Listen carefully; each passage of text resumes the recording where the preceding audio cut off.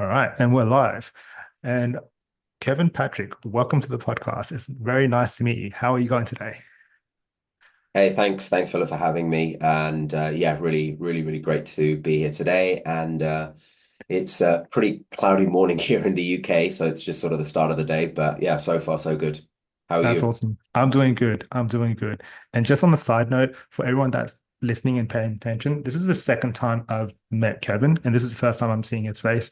And for those that are interested in just the online space or just trying to get started, all you have to do is just be consistent with outreach and DMing people because it was just a simple DM to Kevin and I knew nothing about him. I just saw his profile and I just said hello, how you going? I'm pretty sure it was kind of quite a soft close or even just relationship building. And now we're here talking.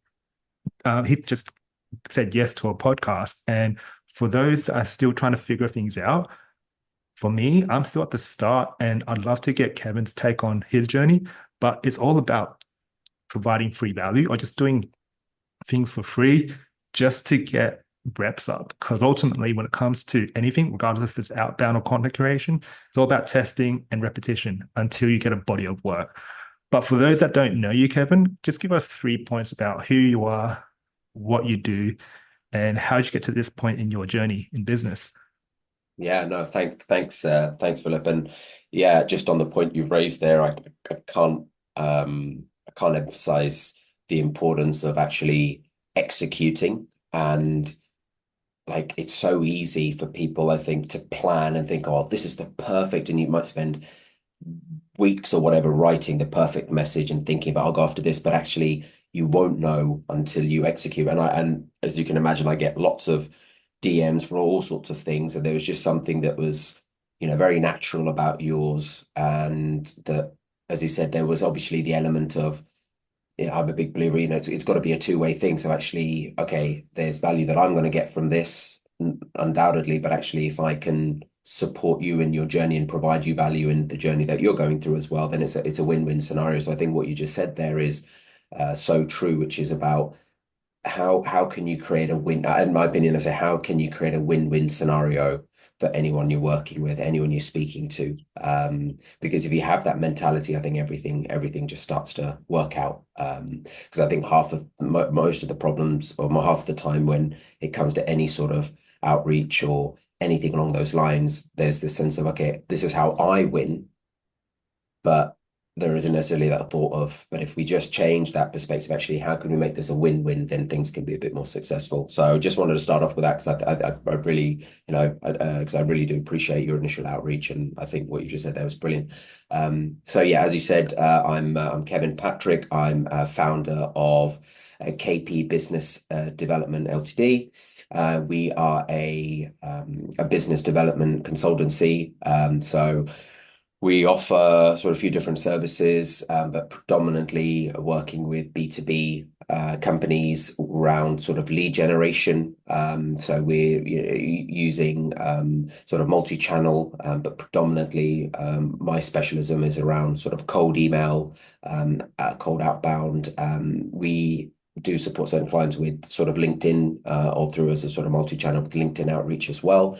And really our focus is to help our clients speak with um, relevant and interested leads that are going to, either do some form of business either in the short, medium, or long term. So we're trying to identify and help our clients identify sort of what is their message market fit, and ultimately get to actual appointments in the diary.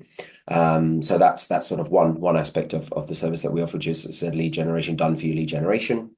Um, I also offer sort of fractional lead closing. So we have certain clients, more so in the earlier stages that may not have the capacity to bring in someone full time for sales in a strategic sales role. So I can actually go into sort of certain businesses in that sort of leadership capacity, either helping with the closing or the hiring or the training, and basically giving that business an opportunity to actually close business and work with them around their CRM process, their follow-ups, the whole piece after that lead is actually accepted in for a meeting as well. And then finally, the other solution that's being provided, which is more of a recent addition, has been sort of an outbound mastery sort of training. So we can actually help companies. So companies might say, actually, we would love for you to do it, but actually ultimately we want to have that skill in house so we can work with the team or sales team, give them the access to the tech stack, give them the one-on-one training that they need to understand how to do outbound, what tools to use, how to utilize AI, and go through that whole process. So that's either in the form of a proper sort of mastery training as a package, or there is sort of a coaching option as well, like a one-to-one coaching, and that I would offer. That the coaching is more so for sort of founders of sort of startups and sort of entering this journey and how to their go-to-market strategy, etc. Whereas more established businesses would be better suited for sort of the mastery training. And those are the sort of three things that we offer at KBBD. Nice. And let's just say if I was a potential prospect, how would you differentiate between those different types of services? Because the latter one sounds like a done with you to ultimately like a build like building like a email section into the company. But if you were to pinpoint and be specific about why would someone pick like a coaching to do it for themselves, my guess, I could be completely wrong, is because they have more time versus maybe the other ones, they just want you to do Mhm. it for them because they don't want to learn it. And it's more like a Yeah. done for you process.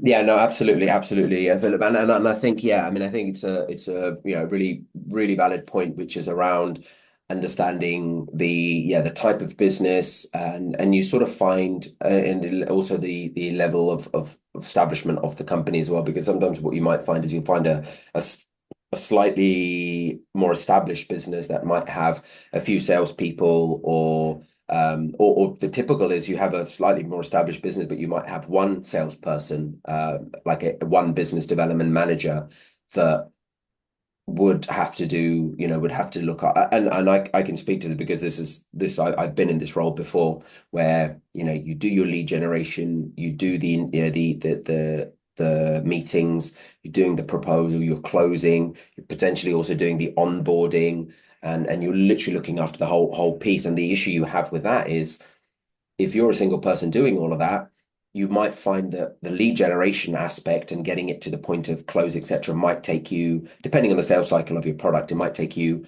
a quarter, 2 quarters.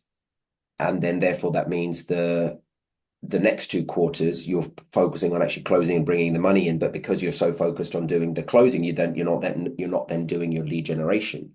And the thing is, this whole point is that the lead generation is something that's got to be, it's a constant cycle. You always need an influx of things coming, because you don't know the how long you can forecast, and you'll have contracts in to keep clients in place, but a client could stop at any time. You might finish a project with them, you might be getting the results that they want, things may be changing that out of your control that you lose. So to keep up with the churn, you need to ensure that you've got your lead generation aspect sort of coming in at the whole time. And this is something that I noticed in my own career, and that's where I think having or being able to supplement an organization either with a done for you service, or if an organization is willing to invest in this space of business development and outbound and actually do it properly, they may need the skills and expertise. Because see, in 2020, 2021, you could pretty much get an Apollo subscription, and one person can do everything, right? Because you get your data, you do your sequencing, and you can send mass and not really worry about anything else, and just send it out. And I've done that as well, right? And you booked 40, 50, 60 meetings before, like that setup worked really well. Today in 2024, it's way more technical. In fact, I would say outbound is more, I would say it's more technical, but I'd say a big part of it is the technicality. It's knowing the tech stack. It's knowing what to use and what to sort of appreciate, that it's a great product, but actually for where we are in the business at the moment, we don't need to be looking at that level of complexity.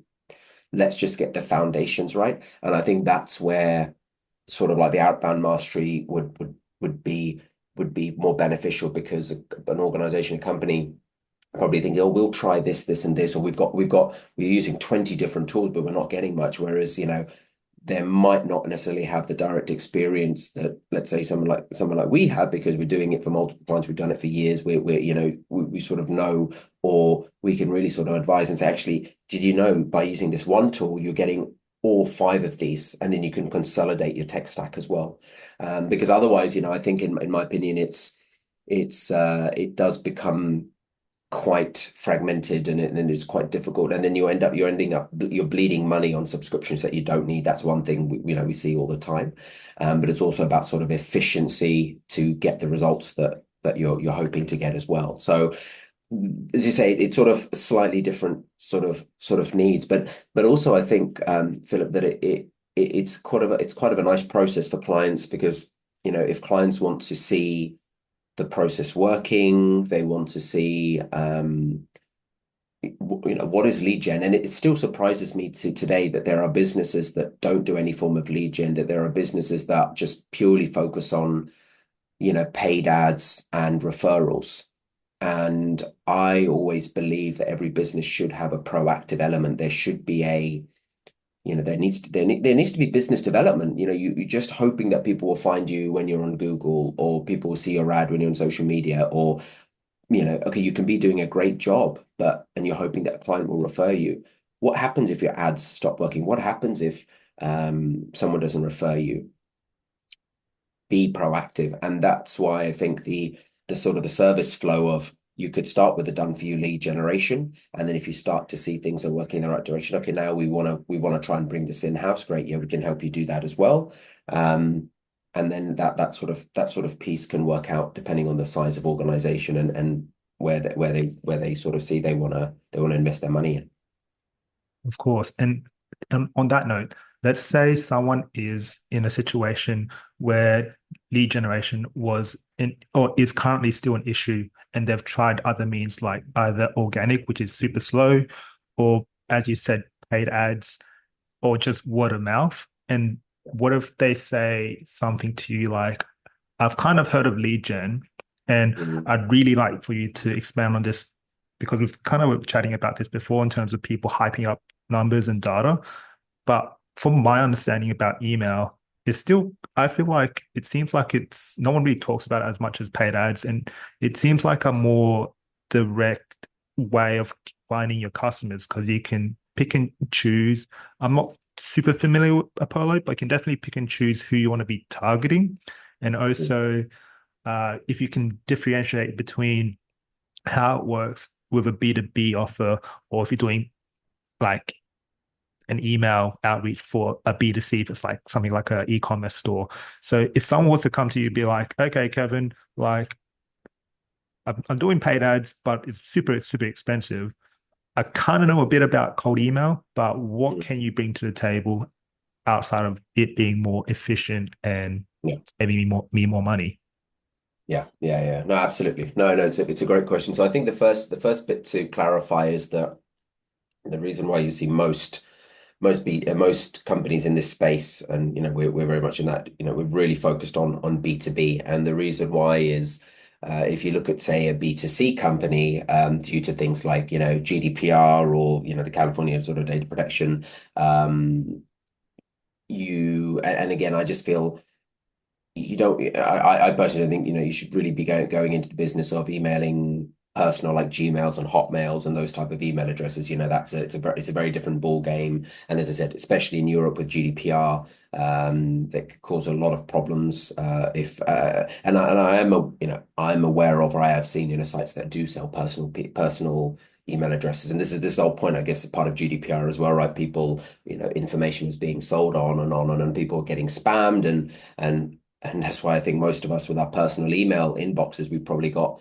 tens of thousands of emails, that most that probably not even 1% of it is actually valuable. It's stuff that we might have signed up to, or might have not signed up to. So that's why we sort of stay away from B2C. My opinion, B2C is build your own email list. You know, when people land on your website, give them discount to your products, give them something valuable, a newsletter, whatever, and build that email list organically, and then you can send them emails or sequencing or whatsoever in the B2B, B2C setting. But again, that's not my specialty, but I just wanted to really clarify that. In the B2B space, and again, what we're really referring to is, businesses that are selling to other businesses, or and ultimately what we're trying to do is help our clients put their product or put their service in front of the people that they're normally speaking to. So typically what happens, Philip, is, and I'll give you a real life story. We've got customers come, who were recently onboarded, and actually I'll think of another customer actually would probably be easier to talk about. So they've got another customer that's in the in the bespoke e-learning space. So they basically build they can work with clients and they do all sorts of stuff like airlines and banks and telecoms companies. So the company will come to them and say, we need training on like fire, health and safety, with a focus on fire, and we need branded in this thing, we need in these different languages and so on. So that's what this company does. They excel in making beautiful online courses, and they can do like gamification. They can do anything like that, right? They're really fully bespoke, really based on the client's budget and needs, etc. So when these guys approached us, they'd been in the market for quite some time, like probably 15 years, and but they literally said, yeah, they said we're sort of we once we get an account, we just really focus on growing them. And I said, okay, that's great, brilliant, and it makes sense, because once you're in, they generally tend to typically be bigger companies. So typically, once you're in the compliance of health and safety, they can probably do an internal referral to, internal training, and then et cetera, et cetera. There's a way of growth. But I said, okay, but what are you doing in terms of sort of growth? And the founder sort of said, yeah, we've tried ads, but the type of inquiries we've been getting in have been quite poor. And don't get me wrong, Philip, like that could just be down to poor targeting on the ads. That may have been. I mean, I can't comment because I didn't see, and I don't think it's fair for me to comment. But we've all seen, or we've all been in places where you're spending a lot of ad money, ad dollars, but you're not getting the right quality of leads coming in. And as I said, that could be just due to sort of generic targeting, or by other means of what's actually resonating with the market for people to come back to you. So so that was the only way there was any growth. So I said, well, you can consider, I said, you should probably look to consider email or cold outreach in the form of sort of what we're offering. And I said, because what we can do is we can really hyper target the industries, the type of companies, to the level of the number of employees of a company, to location, to their technology that they're using, to information about a particular company. So like if in the last year they've had significant growth, if there are any public news that they're going to be having a merger and acquisition, maybe they're hiring, are they hiring people for digital learning, which may suggest that they are looking to develop more content potentially in-house. Maybe that might suggest that they need support. They may not have enough resources. We can go to that level of granular detail, and then we can target the director of training. And then and this is the point that I think, this is where I think email has always historically had a bad reputation, which is, okay, it's a 500-person company. I'll just randomly target five. I'll just email all 500. I don't care who it is. I'll email the C-level. I'll email the managerial, the non-managerial. I'll email everyone, and that's again, the spray and pray approach, which is where you get, and that for me is still unsolicited email, right? So okay, I run a business, right? So if someone emails me, so I'm in the business development lead gen space. I'm trying to think of an example. If someone emails me trying to sell me rocket fuel, or fuel, or of some sort of kind, because what they've done is they've just literally said, oh, I'm looking to target any B2B company That's completely wrong. That for me is immediate spam. That is, there's no targeting. That is just like, I'll just cast the net as wide as I can, and let's hope someone comes back. And that's where I think historically there's been a really bad reputation, because it is possible to do, but good quality agencies, good quality companies that are helping clients do this will start with understanding who are we going after? Why are we going after them? Why are we going after them right now? Do we have case studies that we can leverage? And it's those type of questions that we answer, or we help our clients answer those questions before we actually start any outbound. And actually, my point of view is that with any sort of cold outreach, the planning is what should be 80%, because the copy is easy, right? Copy is, we know, and we can talk about this in more detail if you'd like, but the copy bit is easy, but it's the planning that is going to see you be successful or not successful. And even at the end of a period, 3 months, 6 months, if you decide that you don't want to, you're not seeing any success from this channel, that's fine, as long as you've got enough data to back that up. And in this example that I gave you, the custom e-learning company, they've just pure cold outreach, pure cold email.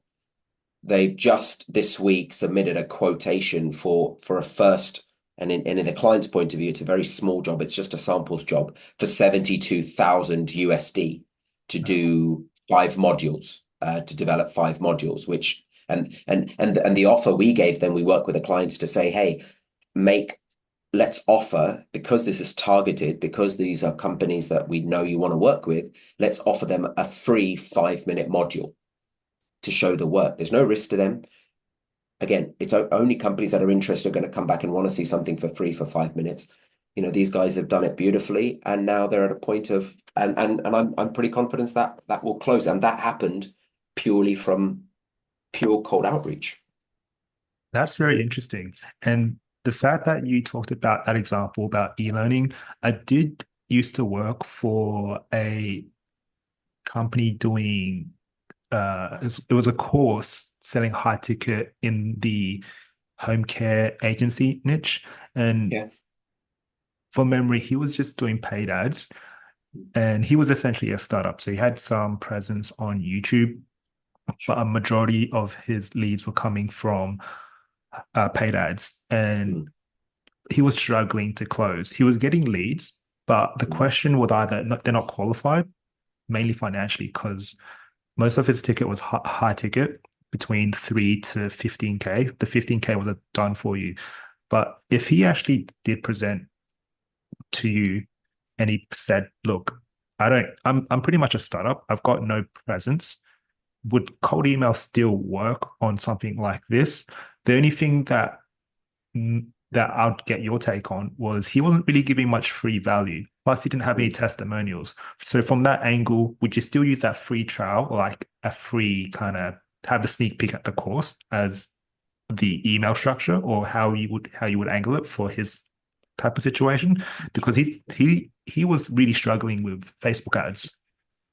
Yeah, yeah, no, it's I think the evolution of outreach is now, I think the biggest thing, and I think we can all resonate with this, is someone emails you out of the blue, and something looks good, or it sort of speaks the language, it's sort of specific to your job role, it's potentially a challenge that you are having, and think, actually, it sounds really good. What, and going back to what I said initially, if you can find a way that's win-win, um, what people, my opinion, people are not just going to right off the back say, hey, yeah, this is interesting, leverage. They're probably going to do their own due diligence. They're going to go on your website.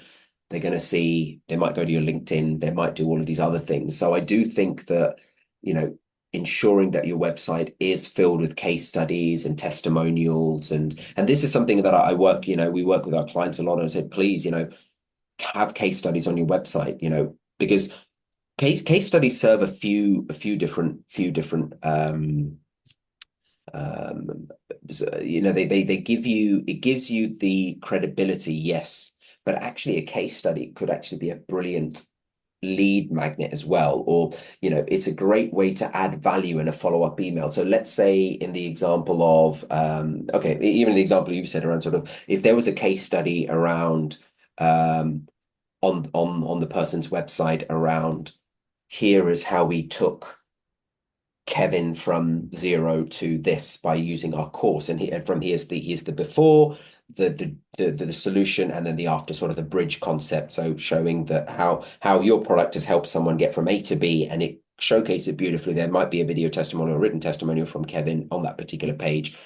The leverage that we have now to mention that social proof in copy, because ultimately what we're trying to do is, yes, we're trying to convey a message around a particular pain point in the solution, but we're trying to build trust.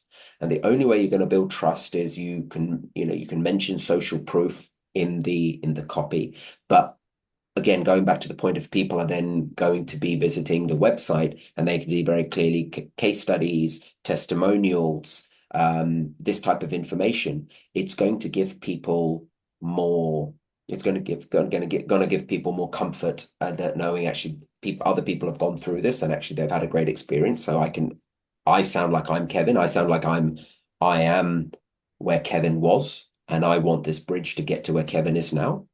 And finally, I think going back to the point around the sort of the win-win scenario, if it's a high ticket offer, it's a course, etc., and you are genuinely really confident about the quality, and what and as long as we know in many cases of anything like this, as long as people implement what you're talking about and they do it consistently enough, we know they're going to see good results because it's a trial and tested method and you're confident about it.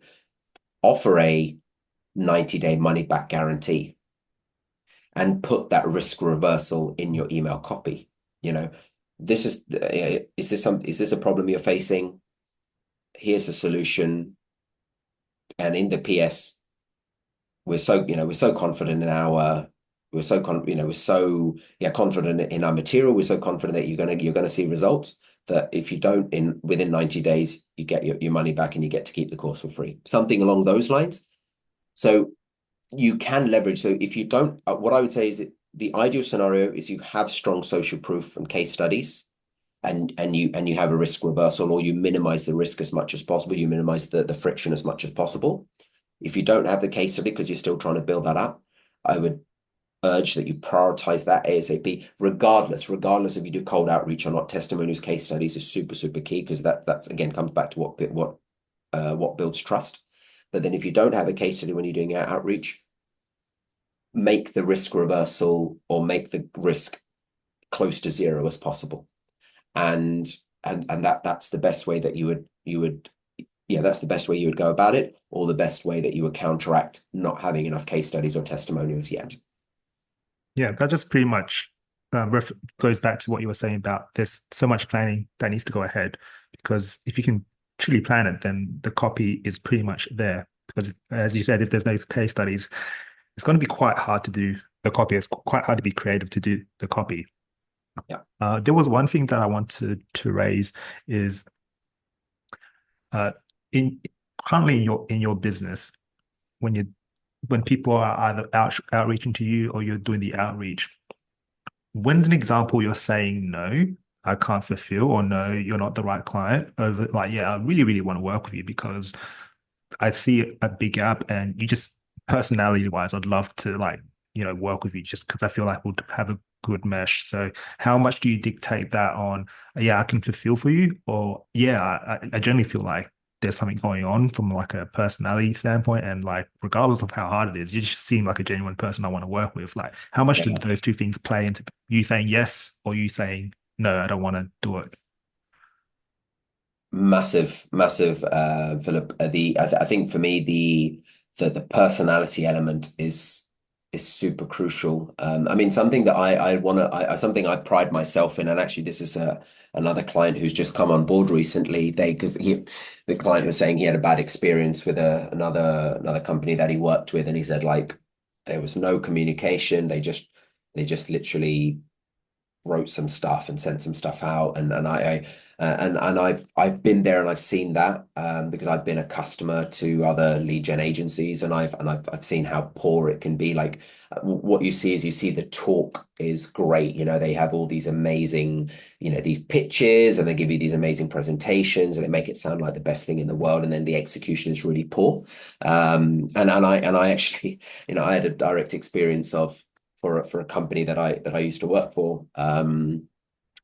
And we actually, I think it was either a 3 or 6 month, um, yeah, 3 or 6 month engagement with a US based lead gen agency that was at that point considered the best lead gen agency in the world, or one of the best. They had a very, very big reputation, and it was a lot of money. I think it was 15, between 15 and 30 grand, for this three. I think it was a three. It might be in a six. I can't remember. It was in a very long period of time, but my God, the execution was so shoddy. And they did sort of a multi channel as well. And we were looking at the copy. We were looking at what they, and it was just like, I mean, now when I think back to, like, because when we work with a client, what we're doing, again, part of that planning is we're testing value propositions. Yeah. So we don't know, and this is what I always say to people. They say, oh, because people come to us, and we do ask as part of our onboarding, where we say, okay, why did your last 5 customers buy from you? Oh, because of this. Okay, what were their job roles? Who actually signed the budget off? Like, we're trying to understand what is the lever that's putting people through it. And then we're testing variations. Ultimately we need to see what's resonating from a scale point of view, and then we try and see, okay, does this industry resonate better with this value proposition? Does this company size resonate better with this pain point? And these are all the things that we're testing. And as I said, one of the important things around this particular client, as I really wanted to make sure that the communication was really strong. So, we communicate regularly, for example, on Teams. We go an extra element of recording like Loom videos and showing, actually, this is the strategy we put together. We do sort of calls. So we want to make sure that there's a really collaborative approach. So going back to the original question, or going back to the question that you asked, Philip, for me, the personality is super, super important, because if someone comes in and says, and I've had this before, and this is actually one where I don't know, one guy was like, yeah, okay, we're going to do this, and we want a minimum sort of 2 meetings from the get-go. And if you can't do that, then. And for me, this comes around quality and quantity. I think you really, I really want to focus on quality, and I think that's one thing that we're really, really quite proud of actually. When you look at the feedback, and because we ask feedback from our customers naturally, right, saying how was the meeting, are they the type of people, and 9 out of 10 times it is, yeah, they were actually really good, yeah, they actually do have a need, yeah, they actually understood what we did, what we do from the email, they were actually curious to find out more on our process, etc., etc. So for me, it's always starts with the personality, because it's someone that I need to feel comfortable that we can message and say, hey, this is what we suggest. Hey, can we try this? Can we do this? Can we do that? And we need someone that's going to be able to cooperate. I don't mind. I've got no problem with someone saying to me, actually, I don't want to do that. And that's fine. That's their business, and that's something we need to respect. But we need someone that's going to be, really understanding of the process of lead generation. And if people think that lead generation is just a really quick and easy way to book, hundreds of meetings, and you're going to close, and you're going to go from zero to, 1 million AR or 10 million AR tomorrow, then I think you've got the wrong side of lead gen. So personality is really crucial, as I said, from the cooperation point of view. And then definitely the business, right? We need to feel that what the business offers is unique. So let me give you an example. If someone came to me today and said, oh yeah, we're launching a e-learning, or using the example of what I said before, a bespoke e-learning company. They're brand new, and I'm not really getting a sense of what's going to make them stand out. And if they say, oh yeah, we're just gonna we're just going to be the cheapest in the market. We're just going to be everyone's price. And that for me probably would be a, I mean, unless we can really try and find something unique, or maybe we work with a client, and this is the strategic piece, right? Okay, hey, why not focus on doing e-learning or bespoke e-learning just for the automotive sector? Like, for example, we might try and help them reposition and rebrand. But if someone's coming in at being that sort of generic and not thinking any more than that, then that's probably not going to be a good fit. Good fit in the sense of I obviously want to deliver good results for my client, for our clients, 100%, but from a moral point of view, I don't want to take someone's money knowing that actually they're not going to probably get that good results, because that's not the right thing to do. So I'm thinking it from that point of view. But in that example, that probably wouldn't be a good fit for us. It probably just make just working easy. I'm like, oh yeah, this is actually not that dreading. I'm not dreading to talk to this guy. I'm not dreading to say no or yes. It's just, all right, yeah, let's have this open discussion. It just seems like I do wonder, I just thought about this just then, how much personality and communication is so important in the whole construction of the email. Because wonder if you've got good copy, they probably can sense that personality coming from the business. Because ultimately, there's a whole bunch of people doing cold email, but how do you stand out from everybody else? And we were talking about this a bit earlier, and I'd love for you to uh, go deeper on this. And you did brush up on this. Is like there's so many people doing cold emails, and you and me are both on LinkedIn, and we're seeing people post these stats. And I want you to just elaborate on that in terms of if customers or clients want to be a bit more, uh, I guess, analytical or do their due diligence when they do read these posts about these stats.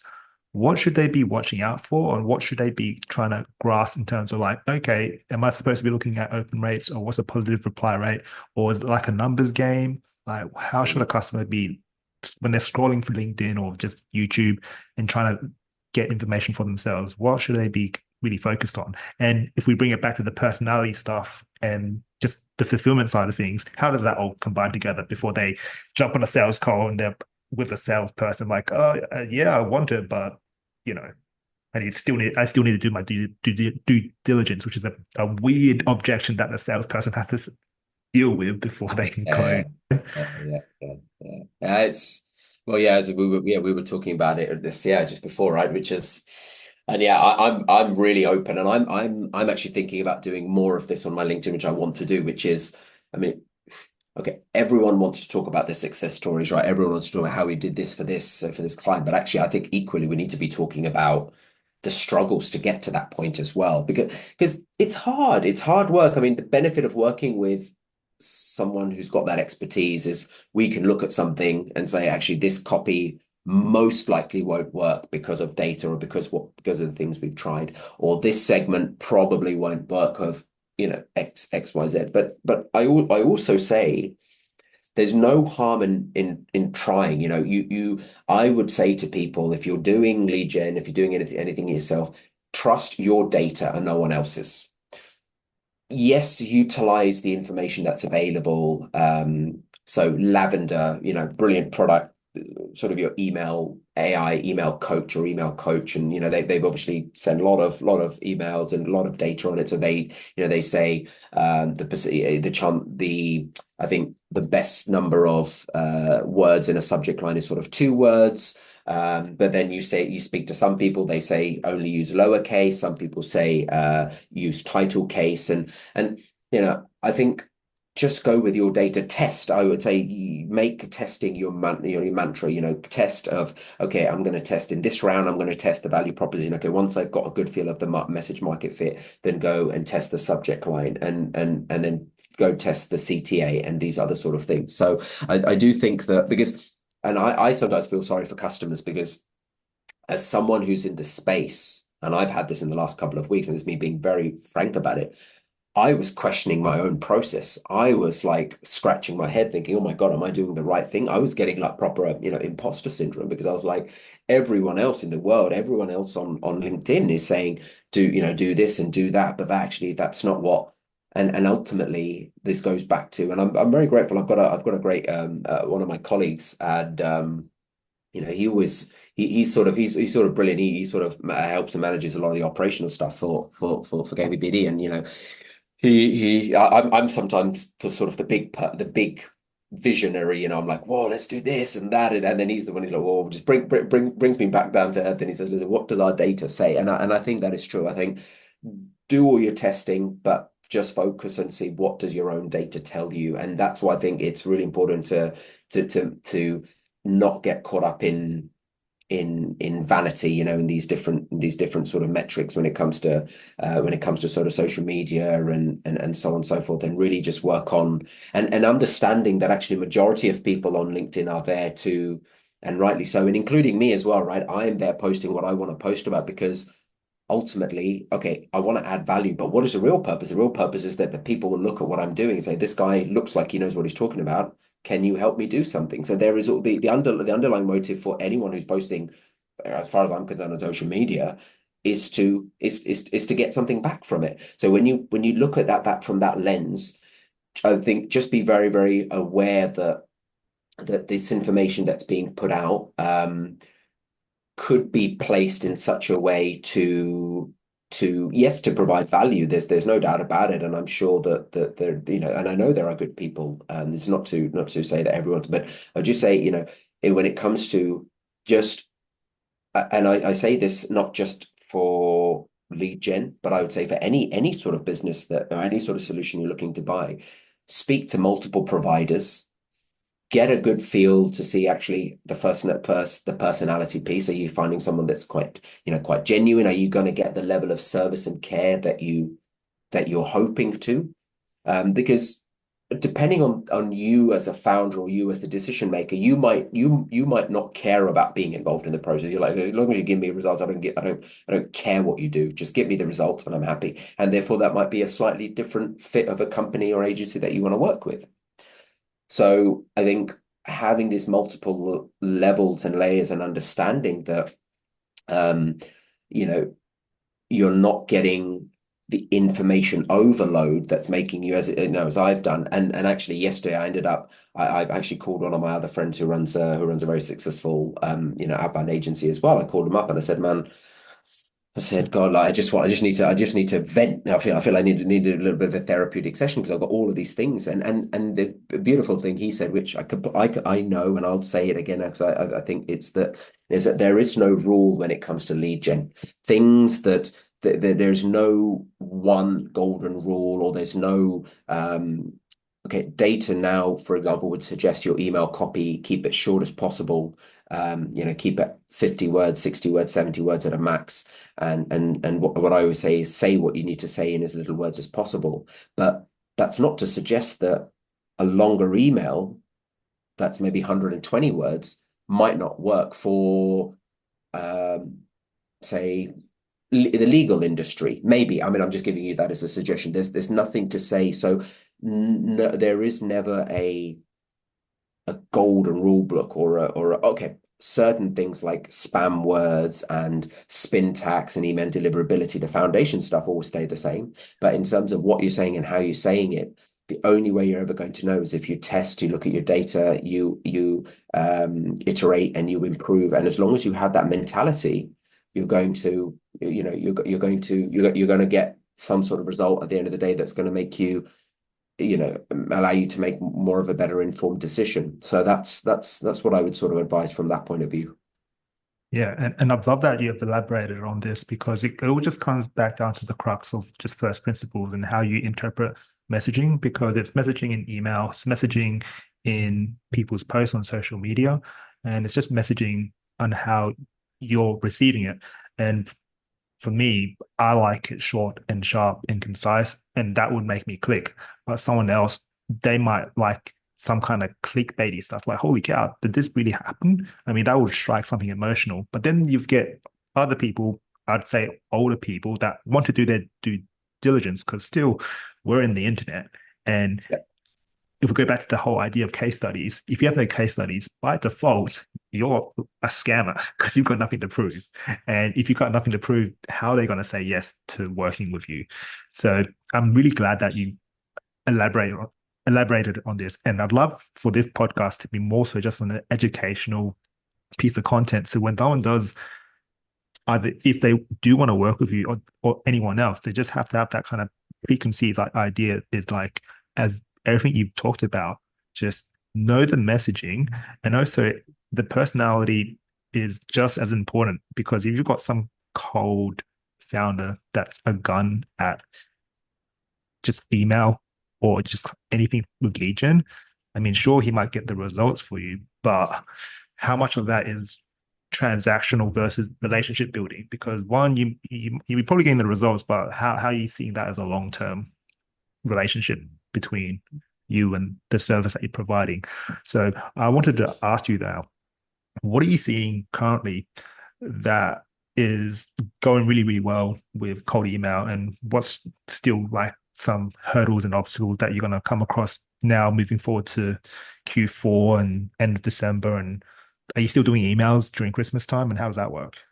Yeah, no, great question. So I think, and then I'll probably, yeah, because again, you're right.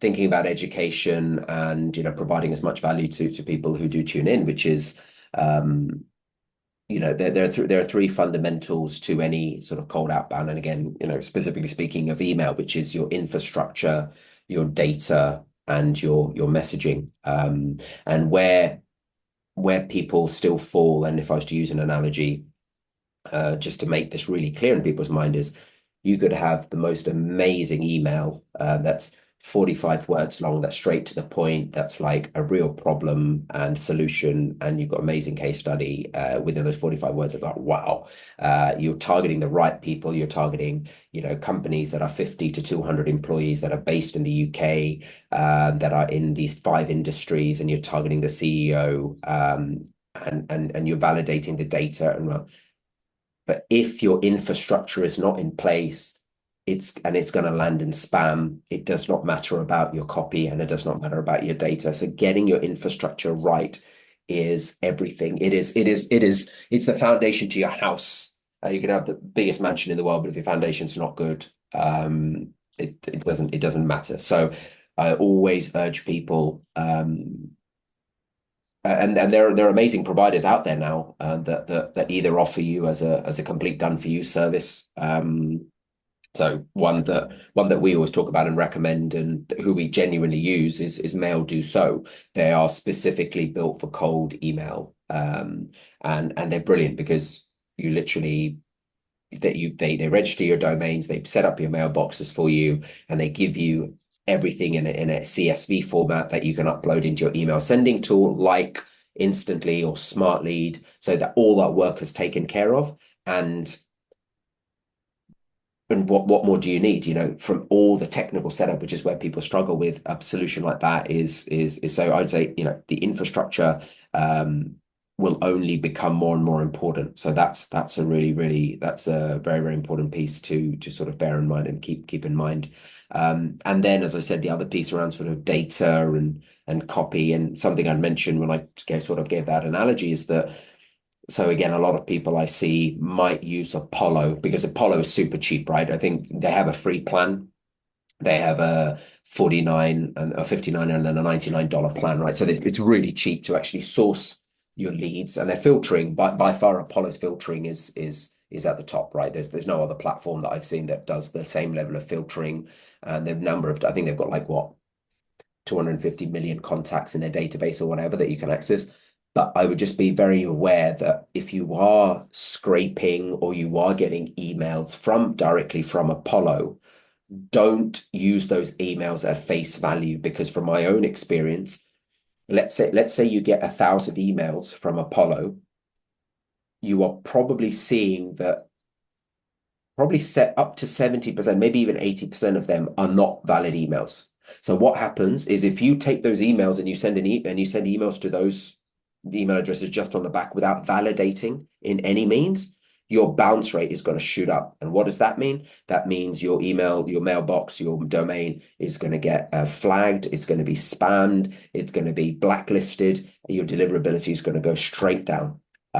So making sure you have quality data, because all of these indicators, and again, one of the things I mentioned earlier is cold outbound is now becoming more technical, or it's technicality is very, very important. And the reason why that is happening is because these bigger these the Googles, the Microsofts, the providers of these mailboxes that people like you and me are using, they want to make our experience as good as possible. They want us to be focused on the emails that are genuinely important from our customers and from these other things. So they are putting these parameters actually to protect us. This is not to make it, that's the way I look at it. These companies are putting these parameters to protect us. So what this means is that those people in the space that don't have the knowledge, that are not willing to invest, that are not following the best rightly so, should be banned.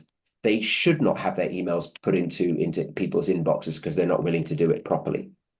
But for those of you that want to do it correctly, make sure, when, at least from a data point of view, make sure you're double or even triple verifying. So you're making sure you're only sending to emails that are genuinely valid, and those that you might get as catch-all emails, then make sure you're double checking those type of email addresses as well. Um, so that again, ultimately, that you're keeping your bounce rate as low as possible.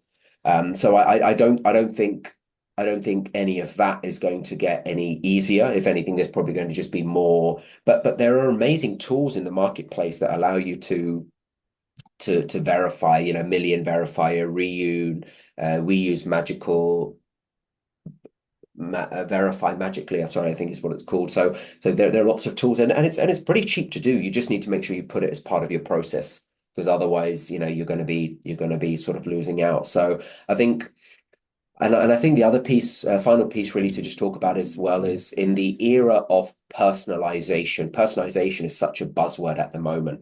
And I even saw on LinkedIn last week or week before, someone getting a message saying something like, "Oh, hi Philip, I I saw on Facebook that you went to Japan in 2018." I think that's literally what the email said, and it's like, bloody hell, how creepy do you want it to be? Like, what are you doing? Like, why are you, what are you doing on my Facebook profile saying that I went to Japan in 2018? What relevancy? And this is sort of, please, please, please, whatever you do, I don't even care about, I mean, personalization, it's valid. There's no doubt about it. And there are statistics and data to suggest you get better reply and open rates or whatever personalization, obviously. But if it doesn't make sense, if the relevancy is king. If relevancy is not there and it doesn't tie in with the personalization you're putting in, please don't do it. It just does not look good for anyone in the space. So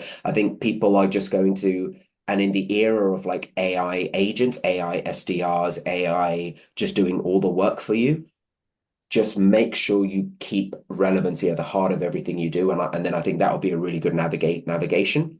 But if you sort of do personalization first and hope to weave in some relevancy, I don't think that's the right way of doing it. For sure. For sure. And that's super relevant. And I just want to put this out as well. You're either stalking me or you got really good memory. And so not good memory, or you just made an awesome guess because I actually did go to Japan in 2018. Now, we're either in a simulation. I have no idea where you Oh got no, that yeah, we are from. literally. As I said, there's literally what someone. I'm pretty. Yeah, I think I can't remember. I saw that email and I was just. I mean, it was funny, but it was also like this is so Right. creepy. Like, Yeah, come on, that's weird. very weird.